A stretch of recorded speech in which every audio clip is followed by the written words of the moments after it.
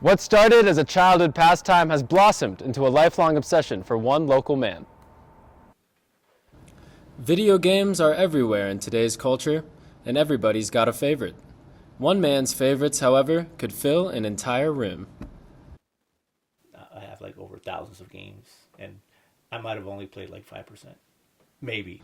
32-year-old Miguel Gonzalez has been collecting video games and video game apparel for as long as he can remember. His collection takes up multiple rooms, closets, and shelves at his house in Firestone. Miguel's interests began after he was first exposed to video games as a kid. But like Halo was the game that got me into video games. I branched out, obviously. Like since I was like little, I think I was always gonna head that way at some point. But I just fell in love with video games since the first time I picked it up, and it just went from there. Around 40% of today's population collects something. That something could be coins, comic books, or even trading cards. Collecting in even the most casual sense will lead to problems with storage. For someone like Miguel who's been collecting their whole life, those problems definitely add up. Every available nook and cranny of Miguel's house is filled to the brim with plushies or unopened gaming consoles.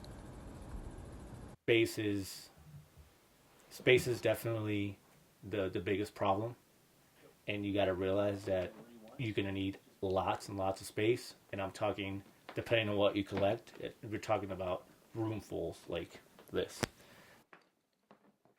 Storage is certainly a challenge at this level. However, when it comes to collecting, space isn't the only limiting factor.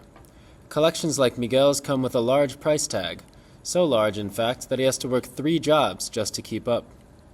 3 jobs is a little excessive. I don't recommend it.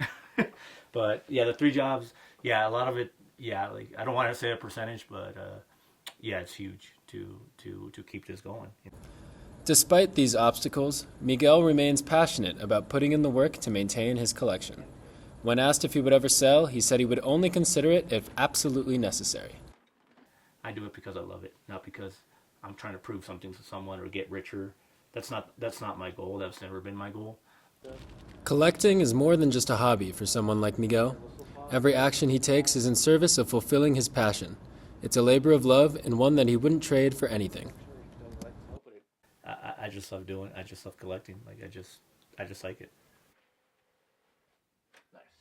Cases like these beg the question, what lengths would you go for your hobby? Patrick Hillmeyer, News Team Boulder.